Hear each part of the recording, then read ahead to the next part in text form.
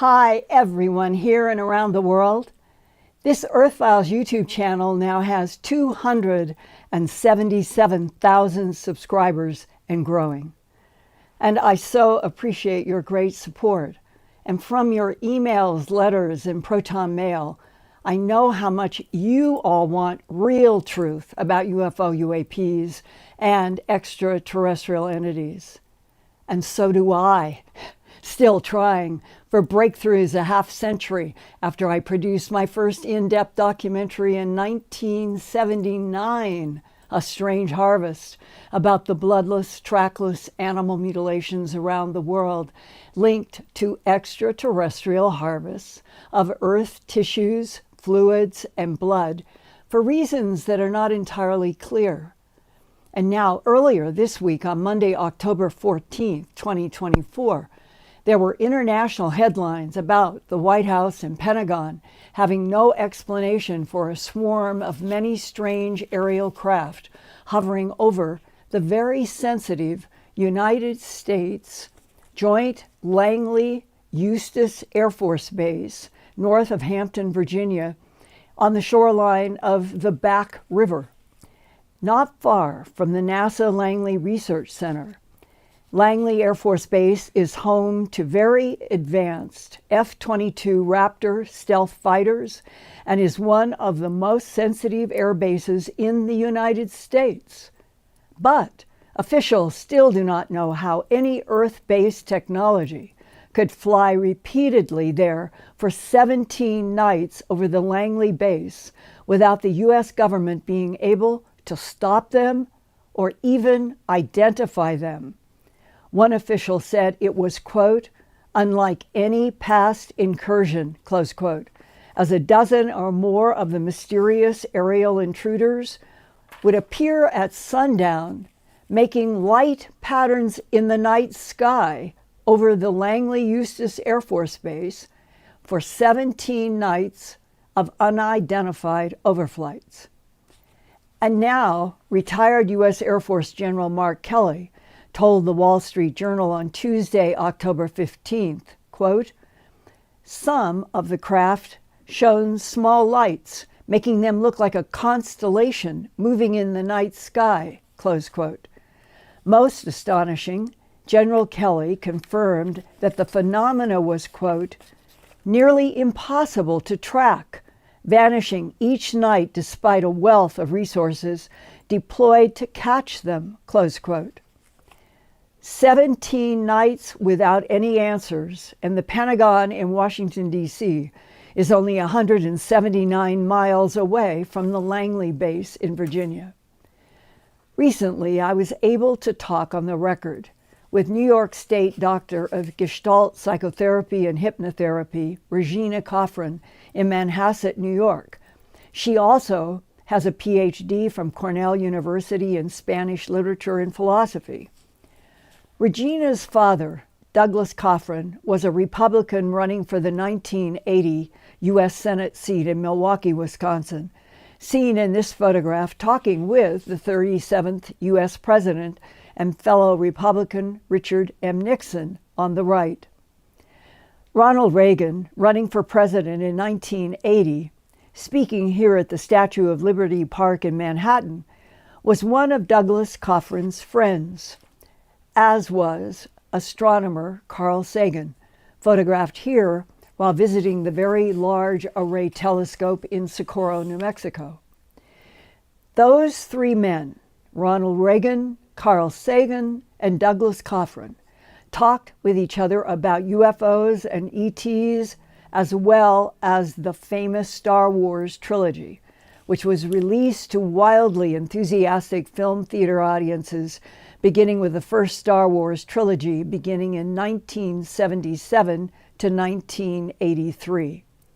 Those three men also had military and government sources that had told them not only was Star Wars based on insider facts, but there really were other intelligences from outer space with advanced technologies that interacted with Earth from outer space. But no one was supposed to talk about the alien presence. However, when Douglas Cofrin's daughter, Regina, was around 7 to 8 years old, he allowed her to listen to his conversations about UFOs and ETs. She told me she even asked Ronald Reagan about ETs that she saw in her own bedroom. Here now, from her Manhasset, New York office, is Regina Cofrin, now 55 years old, in a recorded interview for this Earthfiles YouTube channel. We're in a world where politically designated subjects are not supposed to be discussed. And one of the big ones is other intelligences that are interacting with our planet, have been for thousands of years. And yet we're still living with the political structure of the world that says no one is to know. And that's why I wanted to hear what age your father first talked with you about UFOs and ETs, and what he told you he learned from Ronald Reagan, who was given highly classified briefings. Yes. 7 years old, I remember it's Saturday morning or Sunday morning, very early in the morning. I was in my bed. I was sleeping on my right side, not facing the door, but facing the other side of the room. And I just had a very weird feeling that I was being watched. And I couldn't move, but my eyes were able to move. And I peeked my eyes open and saw 5 grays. It scared the heck out of me. My heart was racing. I was like, oh my God, this is unbelievable. One of the grays seemed to be taller than the others and was more like the leader of the group and was looking at me. And I was like, oh my gosh. So I closed my eyes again. I said, maybe they'll think I'm sleeping. And I started praying to Jesus, our Father who art in heaven. God, help me, please help me, please help me. And I opened my eyes. They were gone. I told my mother, and my mother didn't want to hear about it. She was like, don't say anything, just let it be. Well, what the heck was that? Let it be. As if your mother knew about grays, perhaps because of your father? Oh, yes, definitely. There's no doubt there. And my mother knows that they exist 100%. She's scared as heck. And she said, don't talk about it. They'll think you're crazy. Don't talk about it. And when I called my dad, I'm like, Dad, I was woken up to these things in my room. And he said, what did they look like? And I described, and he said, uh-huh. Who did you tell? I said, my mother. He said, don't tell anyone else. And I said, but what the heck was that? And he said, keep it quiet. I said, but what was it? And he said, those would be considered other beings from outer space. And I said, what does that mean? Something out there? And he said, yes, there is. I said, okay. And then I was able to somehow put that away because I don't recall being abducted on any ship, but I know what I saw. And that was the start of some very strange things. When you saw the 5 gray beings, were they 5 to 6 feet tall, 4 to 5 foot tall, 3 to 4 foot tall, or smaller? One was bigger than the other ones and kind of stood out as if it cared about me. It felt like a female figure, and it was kind of looking at me to make sure, is this girl okay? That particular one looked at me like it cared. Did they all have the black pointed lenses for eyes? Yes, they all had those eyes. And the one that you thought maybe was sending some kind of intuitive energy to you, that it cared, were you able to look at them and tell which one seemed to be empathetic or not? Yes, the one that seemed more like in front of the other ones, kind of running the show. Like it seemed to be controlling the other ones. But did they all look alike? Yes, they all looked alike, but the other ones, they didn't seem to have that caring look. This was when you were 7 or 8 years old, which you were born in 1969. So this would have been 1976 or 1977. Yes.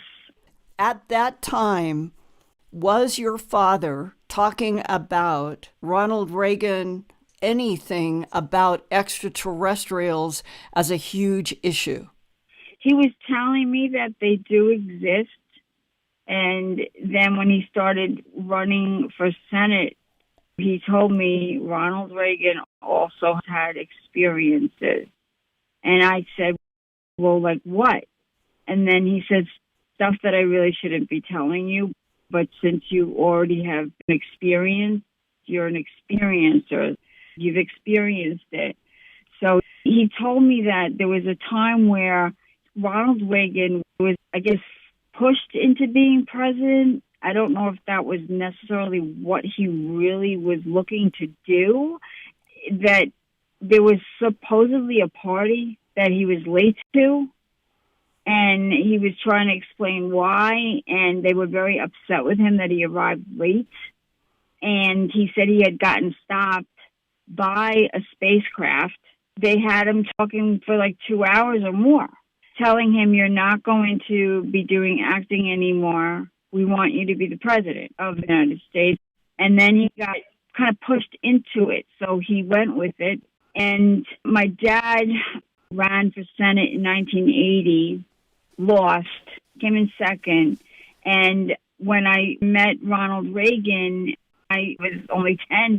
He was just the nicest, looked so tall and so nice and genuine. He was winking at me, and I remember I said, is it all true? He says, what? I'm like, those things, those entity things. And he looked at my father, and my father looked like, oh my God, why did you ask him that? You shouldn't be asking him a question like that. And Reagan said to me, ask your father. Your father knows the truth. And he gave me a big smile. He winked at me. My father, I think, was disappointed that I actually asked the question. But Ronald Reagan did not say yes or no. He just said, your father knows the truth. Ask your dad. With the Star Wars trilogy, my father would fly in from Milwaukee just to take me to the movie. And then he'd go back the next day. And he was still helping out with Ronald Reagan and funding things. He told me, I have to take you to these movies. You've got to see them with your dad. I said, okay. And we'd be in the movie, and he told me, this is all real. This is all real. Every part of it. It's real. Very real. And did you ever say, Dad, if all of this is real, why is it a secret? This is real. This is real. This is real. And he wanted me to know this is the real stuff. And now we need Star Wars to be broken down scene by scene to the whole world. If this is truth, then explain everything that goes behind Star Wars as of 2024. What is the real truth, and why shouldn't we all be told at the same time on this planet now? Exactly. It's time. It is time. I had other strange experiences, really weird ones. What would be the weirdest that you are convinced was extraterrestrial biological entity and or artificial intelligence? What has impacted you the most by the non-humans? I had a very strange out-of-body experience where when I was trying to go to sleep one night, 14 years old, 15 years old, I was hearing like loud noises in my ears as if you were in an MRI machine. Bang, bang, bang, bang. I can't get this to stop. What the heck is this? It won't stop. And I'm like, this is hurting my ears. I was going out of my body. I fit out of my body into the den where my mother was watching a late night show, and she was laughing and laughing and laughing. And I sat on the couch next to her, and I'm like, Mom, can you see me? Can you hear me? Can you see me? And no response, as if I was not there. And I said, oh, my gosh, I must have died. I must have died. And then I said, this is unbelievable. And I'm floating all over the house. I've got to get back to my bed. My body was lying in my bed. And I said to myself, I've got to get back in there. I've got to get back in. I've got to. Next thing I know, I go back into my body. And I told my mother the next day, I said, you were watching this show, this show, this show. You were laughing. I was sitting right next to you. You didn't see me. She said, no, I did not. She said, you must have been dreaming. I said, no, I was out of my body. That was one thing. And I remember seeing weird orbs as well. So I don't know what the heck that was about. You remember seeing what kind of orbs? They were like just strange colored orbs. Very strange, like green, red, blue ones, just an uncomfortable feeling. It was not comfortable at all. You mean that night that you saw orbs when you came out of your body and your mother didn't see you? You had seen these different colored orbs? Yeah, as I was coming back into the room to try to get back into my body, that's when I noticed the lights of these strange kind of orb-looking things. And I said, okay, I got to get back into my body. I've got to get back in. And I was able to then will myself back in. I'm like, oh, thank God. And then I fell asleep. So you didn't associate that strange experience with the Greys, but did you tell your father, who is talking with Ronald Reagan, who becomes president, we're talking honestly about other life forms and technologies in the universe? Oh, yeah. Can you talk to us now, meaning to me and to my Earthfiles YouTube channel audience, about what you either heard directly or know that your father learned with and talked with Ronald Reagan, and after he became president, and with Carl Sagan, a famous scientist? My father told me that Carl Sagan absolutely knew that there was life out there, but could not and did not want to say it. There was some sort of agreement, for sure, that took place. There was an agreement. I don't think that all the Greys are not nice. I think some of them are. But I think if they really wanted us gone, we would be gone. I also feel like they might be dying out.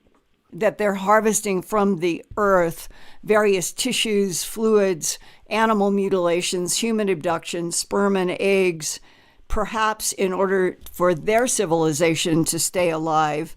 Did anybody that you knew, your dad, Ronald Reagan, Carl Sagan, did that subject ever come up? Animal mutilations and human abductions by extraterrestrial intelligences? Well, my father used to tell me that I might have been an experiencer where they might have taken me on the ship. And he told me, if they come to take you on the ship, don't fight it, just go. And I said, okay, it's really scary, but okay. Why? I was afraid of them when I saw them in my room. You know, I'm afraid to be on the ship. You know, I'm afraid. I don't like the idea that if we're an experiment, like, what is this experiment? And other than to keep their race going and our race going, I think they created us. And that doesn't mean that we can't be believers in Jesus Christ and all that. Jesus Christ was definitely not of this world. What you are describing right now, that we are an experimental creation in order to help another extraterrestrial civilization continue to live and evolve, I have heard several times before from a variety of sources.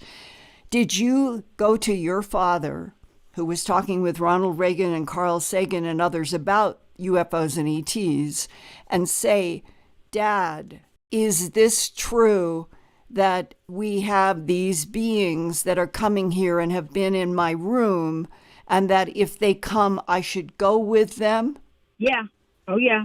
I said, so you're telling me I should go with them? He said, yes, you have to go. If this is truth, then explain everything that goes behind Star Wars. And why shouldn't we all be told at the same time on this planet now? Exactly. It is time.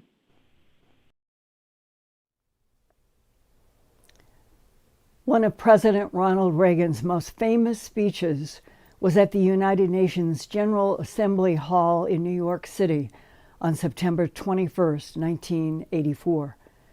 He had been U.S. President 4 years by then. Here now is a recording of his famous words at the United Nations in New York City on September 21st of 1987 that relate to his own experiences and concerns about other intelligences. Can we and all nations not live in peace? In our obsession with antagonisms of the moment, we often forget how much unites all the members of humanity. Perhaps we need some outside universal threat to make us recognize this common bound. I occasionally think how quickly our differences worldwide would vanish if we were facing an alien threat from outside this world. And yet, I ask you, is not an alien force already among us? What could be more alien to the universal aspirations of our peoples than war and the threat of war? 2 centuries ago, in a hall much smaller than this one, in Philadelphia, Americans met to draft a constitution. In the course of their debates, one of them said that the new government, if it was to rise high, must be built on the broadest base, the will and consent of the people. And so it was, and so it has been. My message today is that the dreams of ordinary people reach to astonishing heights. If we diplomatic pilgrims are to achieve equal altitudes, we must build all we do on the full breadth of humanity's will and consent and the full expanse of the human heart. Thank you. God bless you all.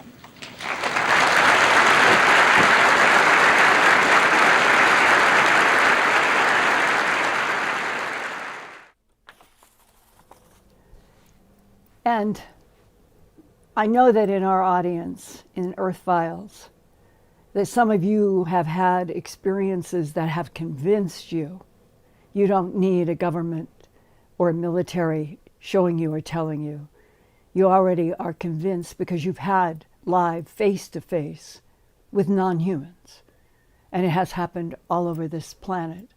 And it has happened all over this planet for centuries.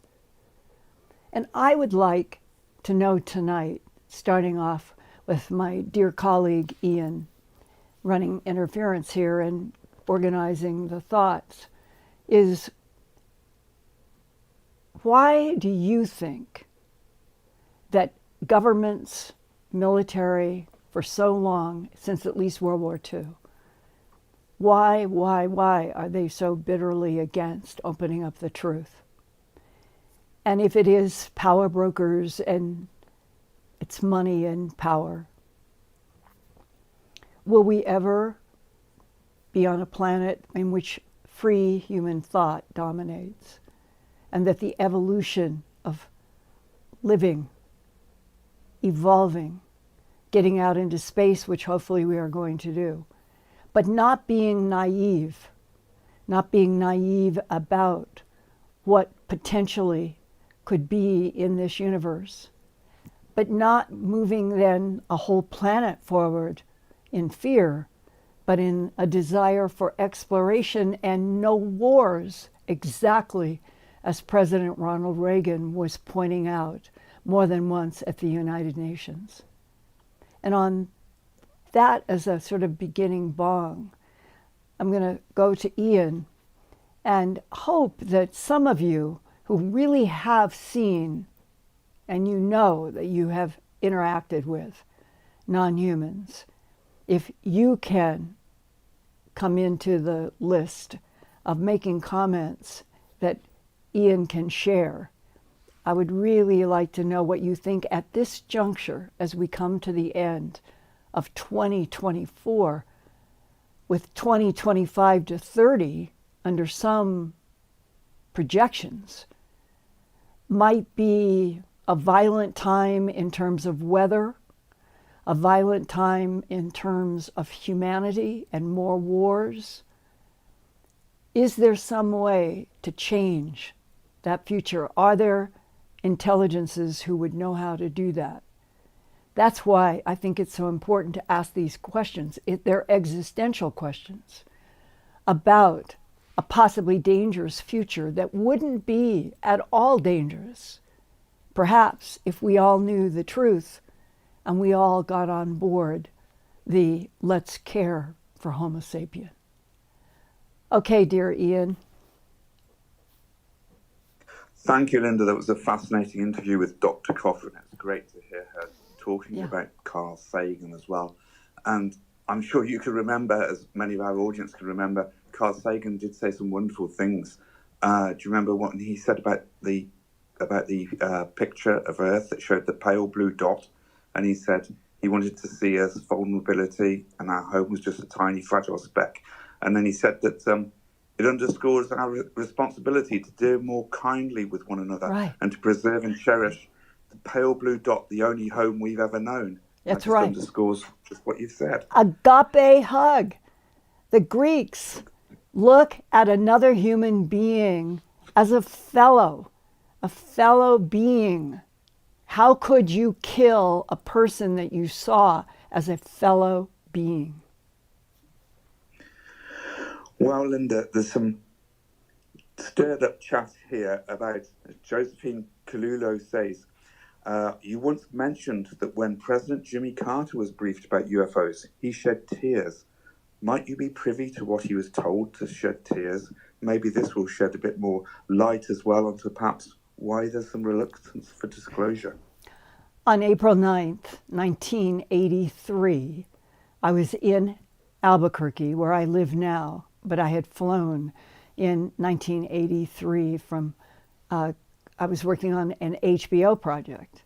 And my goal was to open up in an HBO documentary like I had done on animal mutilations in A Strange Harvest. I wanted to do the same thing about extraterrestrials terraforming our planet, whether with or without our knowing.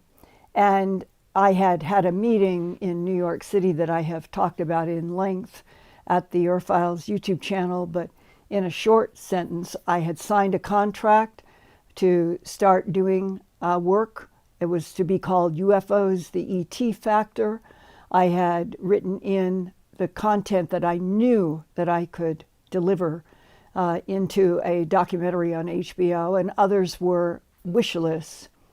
And it turned out that Peter Gersten, an attorney who had been involved with Citizens Against UFO Secrecy, was very interested in helping me evolve what I was going to do in the script. And one of the stories that he thought would be so valuable was a landing in Ellsworth Air Force Base, where the Minuteman nuclear missiles are underground. And there had been something like a silver disc, as I understand it. And the military drew weapons. And out of the side of the craft, it came either a light or something, and a being started coming down the ramp. And as the being came down the ramp, one of the military people raised their gun. When they raised their gun, there was I've heard it both ways, green or red. I think it was green, but something like a green laser. And this is the important part to the military. The gun, however big it was evaporated in the human military's hand. And there was no burn, not a burn anywhere, but the entire metal gun was gone. And we really wanted that technology. Well, that was one of the stories that I was now in collaboration trying to get all the pieces together so that I could take a crew and go to Ellsworth and do this story. So that's what I thought as I was ushered into a large office by a man named Richard C. Doty, who worked in Air Force Office of Intelligence or there in Albuquerque. And as we were walking downstairs into this office, he turned to me and said, "You really broadsided the United States government." I said, "What are you talking about?" He said they didn't think any professional journalist would ever touch animal mutilations with a 1,000-foot pole. Now I'm sort of off guard about what is happening. And he goes to one of a desk in a long, long office room, and it doesn't have his name on it. It has another name. And he said, "I'm using my boss's office for this meeting." He said, "You can ask questions, but you can't photograph or you can't record, but you can ask me questions." And as I sat down in a chair in front of his desk and he sat down on the other side of the desk, he handed me pages, about 12, and they were all caps briefing paper for the President of the United States on the subject of unidentified aerial craft was one. Another one was unidentified aerial vehicles, UACs, UAVs. And this is the paper that I guess in a strange way changed my mind, changed my life, changed everything. When I read these extraterrestrials manipulated DNA in already evolving primates to create Homo sapien, and then later in the paper, all questions and mysteries about the evolution of Homo sapien on this planet have been answered, and this project is closed. I remember that last one I read over and over and over as if my mind went to stun. I think it is actually the crucial heart of almost everything, those two sentences. And I have a firm feeling, even though I never talk with Carl Sagan directly, I think that he probably knew and agreed as well that genetic manipulation, creation of us as an experimental species is the truth. Well, and others. So when you come up through time and you come to today, what would I consider to be the most important subjects to work on in a documentary? I think that the biggest challenge we have out of 1 million books that have been written, what is the truth? And why is it that by now, as I understand it, at least 270 million years since that manipulation began to create a species, it isn't just Homo sapien that is keeping it a secret. It's some of the non-humans, or maybe all of the non-humans. And that's where, to me, it becomes the most curious. And out of this work and the Earthfiles YouTube channel, one of the themes that I have been seeing in your letters and emails in just the last 5 or 6 months, I like listening to the Earthfiles YouTube channel because it makes me feel safer. S-A-F-E-R, safer. Somehow, there has to be a bridge that everybody feels safe to start walking across. I hope Earthfiles YouTube channel is helping a lot of you with that. Because if it's been 278 million years since this experiment began, and if non-humans are communicating and interacting with human leaders, then maybe we are getting close to something that will finally start opening up. But I'm now going to throw this out to all of you and to Ian. If it is true that a large part of why all of us, 8 billion humans on this planet, have been kept in the dark century by century by century by century, then it isn't the modern Pentagon or JSOC or the intel agencies. It means that something else huge with more knowledge seems to be containing and controlling how much humans are moving forward into the truth that we're not alone in this universe. And that makes me nervous, because why would that happen? So now, back to you guys. All right, Ian. Okay, Linda. Linda, do you know anything behind the so-called Victor alien interview? It's the one where I think Victor is guiding us through what is going on with an alien in a room who eventually gets distressed, or about any of these other alien interviews. I first saw the video years ago, whenever it first started to circulate. And the most I can say, because there's just so much chop suey about that video. One source, going all the way back. Do you have the year that that was released, Ian? I know that I even lived in a different place when I first saw it. And I don't know. We need to check. It was a long time ago. From when that first surfaced. Yeah. It has been doing the rounds for a long time. It was a long time ago. And I, like others, received it, watched it, had an intuitive feeling that the non-human being at the center of the video was not a Walt Disney animation. And today, jumping to 2024, I have been shown that video by at least half a dozen different people over the last 10, 15 years, wherever it was that it began.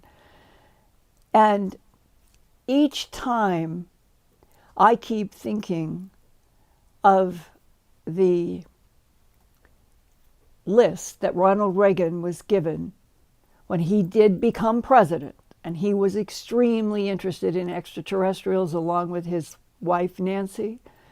And the work that I'm doing tonight and the revelations that are coming from Regina Cofrin, and all of that reinforces that there have been releases. There are concerns about should we try to upgrade the relationship between humans and non-humans.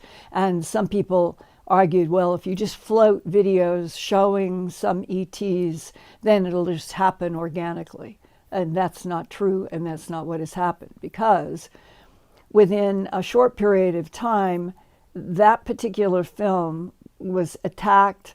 There were all kinds of things that happened. However, I have also been told 2 or 3 years ago that the being in that film is a Heploid, Heplaloid, that is one of the extraterrestrial names on the Serpico document that was used in the briefing of Ronald Reagan March 6th to 8th, 1981, after he was elected 40th President of the United States.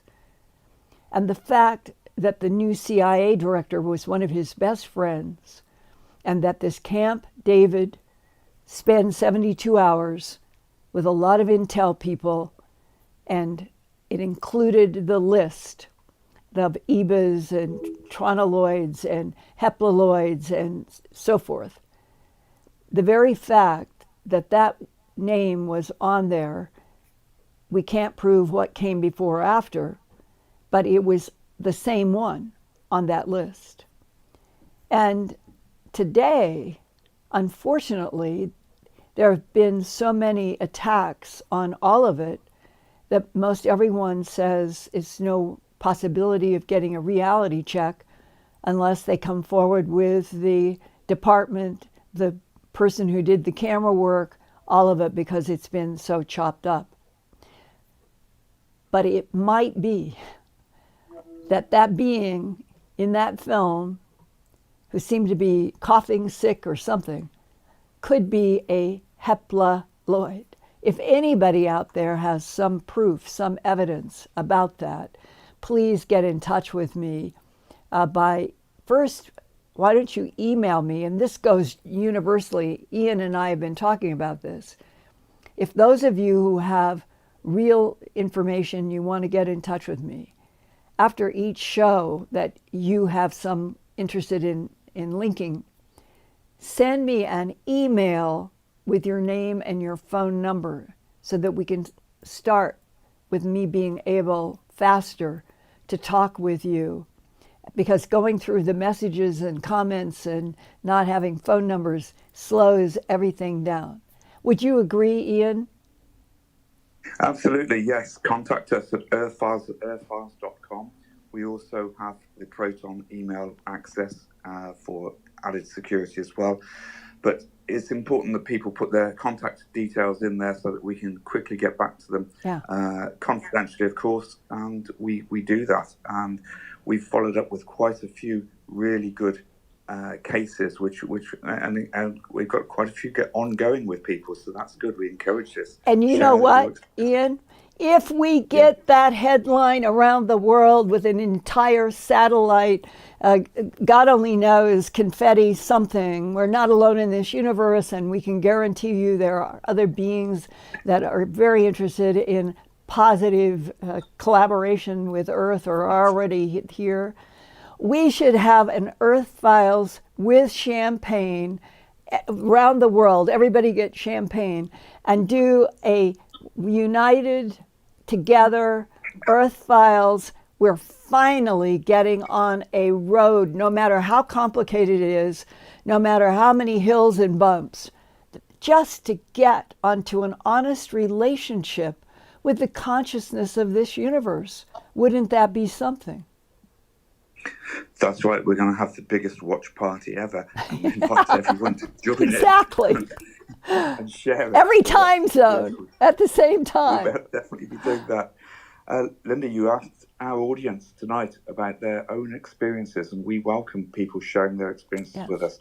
I've got some experiences here from Diana in the chat. Says it is true what she said. The Greys telepathically told me that their race was dying out. I've got Marcel Chagon says, I saw a light being human, yes, but made out of millions of stars. And that's not the first time I've heard that experience, where people have seen what seems to be a being made up of tiny points of light, thousands of points of light. So we've got some really good experiences being shared here. Right, and we're getting to a point where you don't have to be afraid of not fitting in to what other people have said or say. We are at a huge crossroads. And if we do the right thing, this whole planet is going to understand the whole truth, good, bad, or in between. If it is true that the Greys, which come in many types, have an end of life cycle, meaning a civilization actually can get to the end of its survival. That's been implied about them. I'm not so sure because I know that they have such advanced technologies, and like the tall whites, they can move in and manipulate time and dimensions. So it doesn't quite make sense that somehow those grays, like on the cover of Whitley's book, that it was in here because Regina picked it out. She said this is closest to what she saw. There are so many different types, and illustrating what you see becomes very important. But they're all in, quote unquote, this universe. What if there's an infinite number of universes? What if there are civilizations that know how to travel in and out, not just other galaxies, but other dimensions, into and out of other universes?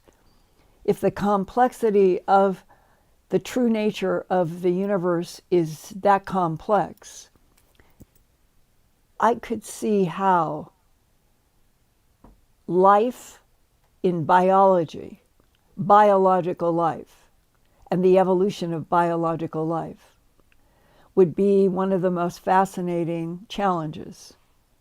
Because however these craft and these beings that are moving dimensions in order to go 55 light years in a few seconds, the advancement of that technology is so far, far, far from what we are doing, unless we're being taught. And that has been implied in the last 4 or 5 years, that we also are already either have craft, meaning not UFO discs, we're not flying those around, but that we may already be working on the USS Curtis LeMay. That's what my aerospace sources said, that the Curtis LeMay and those groups, that they already are working in ships that can manipulate DNA and can manipulate space and can manipulate all kinds of things. But we are still students. That's one of it. He says, we are still students. And we, all of us, we need to meet the teachers. Okay, yeah. I'm still checking on some of these experiences that people have contacted us about in the chat this evening. Yeah, if you've got 2 or 3, go ahead and read if they're not too long. And it's important as well if people could just identify the types, if they can identify the types. Otherwise, we'll do our best to identify them for you. Haley is here in the chat, and she says, "Oh my God, yes, I met a tall being that was so caring and judgment-free, and the other was small." And this is what happens as well. Very often people meet more than one type of being. Yeah. And we've got Pamela B says, "I had a dream that was so real about the Nordic aliens, a lucid dream. That's about it. But I think that people need to explore these dreams a little more. Often I think it's our tendency to write them off as dreams, whereas they may well be real experiences. Often people are telling me, the dream was just so real, real. And again, someone today referenced the marks on their body when they wake up in the morning." Well, I'll tell you something brand new. I have never received this kind of communication from anybody before now, which would be just in the last 4 to 6 weeks. And this is 2024. But it is so interesting because it came from different people who don't know each other. I'm the only common denominator to them, and I don't cross-reference. I like to keep things as clean as possible, meaning you're not contaminating. If I talked to everybody about what everybody said, I would be contaminating from story to story. And then when do you get to a clarity about what has actually happened? That's what I mean. So I have not talked about this or written about this, but I feel that the very fact that I've had probably 6 adults working, one woman cleaning her house, and all of them communicated with me the same thing. One was a woman who had been asleep. It was night. Some of them were days. This was night. And she said, "I came sitting up bolt in my bedroom, and I heard my name, Chandra. And she did it much better than I'm trying to imitate her. She said it was very sort of bass, sort of not hollow, but she was not sure what was happening.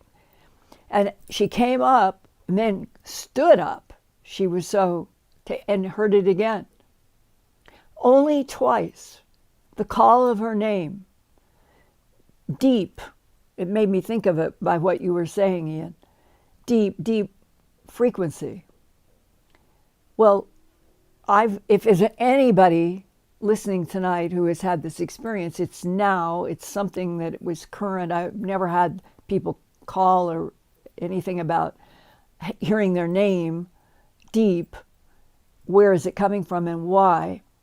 And I'm sharing it only because there have been 5 or 6 other human experiences. Does that mean that any of us have to be afraid? No. But what is it? And that's where I think the value of us being able to share what is the facets of what's happening in real time in our lives at the Earthfiles YouTube channel, as well as going into some of these subjects sort of deep and coming out and going into interviews so that we are trying to be current. But here's the problem, trying to be current, trying to understand why deep volume voices would suddenly call half a dozen people by a name. If we don't know more about the bigger pictures that the governments know, or government and military, then it turns into me, it seems like we're being denied to the point that we would then begin to revolt and all the negative things you can imagine when you don't know what the truth is or the facts. And so this is just one example. If anybody else, if 100 people are here suddenly coming awake because they're hearing their voice, deep, strange, hollow sound, why? What is it? That's what, to me, these phenomena should be provoking us to try to understand, which means then we need the help of people who are in the government, in science, and in medicine, and they keep making decisions that we're not ready to know the truth. Why are we not ready to know the truth? We, likely, are the experiment. Go ahead, Ian. Yeah, I've got a question here from someone who says, let me just get it back on my screen. They're saying, can we, hold on a second. I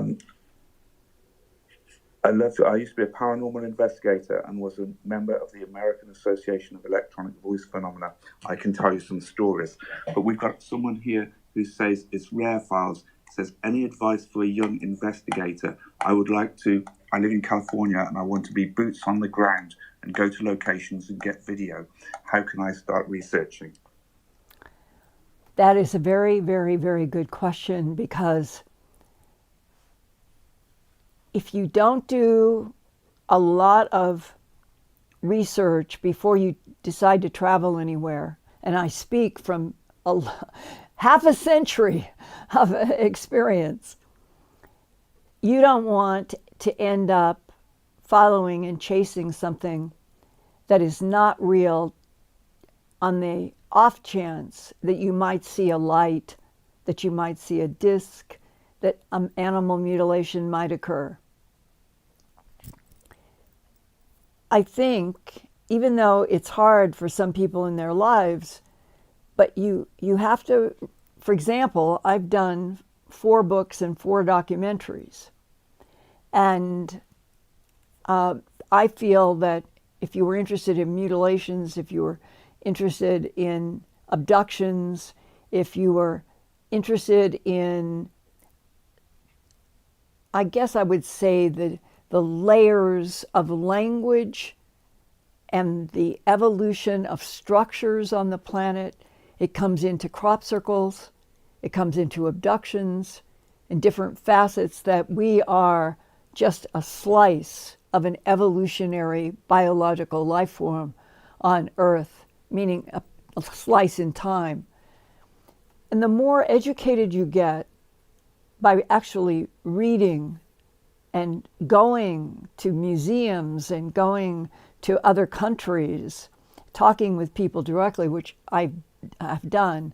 I've been, I think, it's something like 36 countries, 30 countries. I know that after I did A Strange Harvest, and a whole bunch of things happened, and then I ended up doing Strange Harvest 1993 and other films. I made a kind of an agreement with myself that I would not stop trying to go to the actual locations. And it may be more expensive than a lot of people would like, but when you do travel to actual original places of phenomena, which you can find, they exist all over the world, then you begin developing your own signals, your own ground, and you start meeting people who are talking to you very genuinely. And that's all part of this. It's not easy, and I don't know if it will be easier after they finally introduce this whole planet to the fundamental truth. We are a species that has been, I think, brought into manipulation into life by one or more extraterrestrial civilizations for reasons that are still not clear. But we now are a consciousness in this universe where over and over people who have been in the face of tall whites or Nordics or grays and others, the consciousness of the universe binds everything. But within that consciousness is a battle. The yin versus the yang. It has been going on for millennia. And that yin-yang battle in this universe may be a key to why everything is not clear on this earth, especially if we are an experiment and there are species that fight each other over planets and what they do. There are also other species that are described as always, always trying to create peace. It's the yin and the yang everywhere. And that gives me some hope. It does. And we have a long way to go, and getting to Mars and getting into other places in our own solar system. It's starting. You can feel it. It's like the feeling of the frontier. But how cool it would be if we had the ETs were introducing us and we didn't have to go through a covered wagon phase, suspicious of each other, suspicious of other life. We could just go, bang, into exploring. Now, Ian, I threw out there at the beginning, have you received, even if it's long, have you received anything from anyone about their own thoughts, maybe their experience in military? Why are we being kept in this sort of prison of not being able to be told the whole truth? Yeah, well, people are referencing, for example, I've got Ted Langwell says the invasive nature of their telepathic abilities and control of the human mind is beyond our comprehension and may well be one of the main concerns of our government. I know this power firsthand. So that's another strong reference. This is a person I'd like to talk with. Please, get in touch with me. Ted, please contact us direct at Earthfiles at earthfiles.com. Linda, I wanted to mention as well that tomorrow, on the 20th of October, it's Global Disclosure Day. That's from the Steve Bassett's New Paradigm Institute. And I'm going to post a link up here in a moment, but Steve invites people to register and join on this day. Citizens for Disclosure groups in 43 states and around the world will convene watch parties for a 2-hour live stream event. So I think, that's important as well. People take note of these efforts at disclosure. And I'm going to leave off on a slightly nervous note in this regard. I have never thought that everything was sweet and light. I've never. But if inside yourself and inside your soul, you concentrate every single day on connecting with the thought that dwells in the light, the protonoia, the thought that dwells in the light. I think that is superior to every other thing in the yin and yang that seeks out the frequencies of violence and murder and death. And that if we all on this planet now as Homo sapien, if every single one of us could feel a communication with that consciousness of the thought that dwells in the light, that's infinite divine energy, that we don't know it yet, but if all 8 billion could connect with that thought that dwells in the light, even for a few seconds, I'm convinced the whole planet would change to positive. And that may be part of the experiment.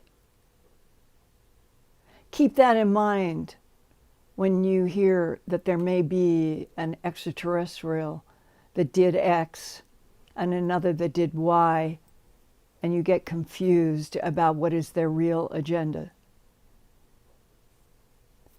I think something profoundly strong could come out of all of this, like chop suey creating a crystal glass, if we could just be told the truth, the whole truth. Because it's only when you can face the shadows around you that you're strong enough to walk down to the bottom of the river in the valley. And on that note, I want to thank dear Ian in England, Eric in Toronto, Canada, Brad Stoddard sitting here in the room who keeps everything going, Chocolate who loves to jump up on the table when the lights come on, and hope that we can continue to evolve and help push the truth going forward, no matter what it is in any facet, that we could finally be on a planet that is living the truth with the consciousness of this universe that has both the yin and the yang. I love you guys. I'll see you here next week.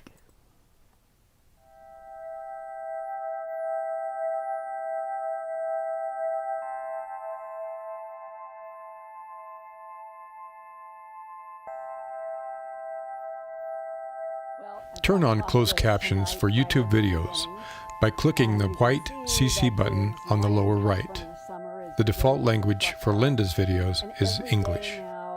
If you would like to see the captions in another language, click on the white settings button next to the CC button. Select Subtitles CC, and then select Auto Translate. Select a language, and the captions will now appear in that language. Sort of gone through, and they will hold their heads. I never had a cat do that before. And they'll pull against the comb, helping me get out snarls. And I think it's the best they've ever been.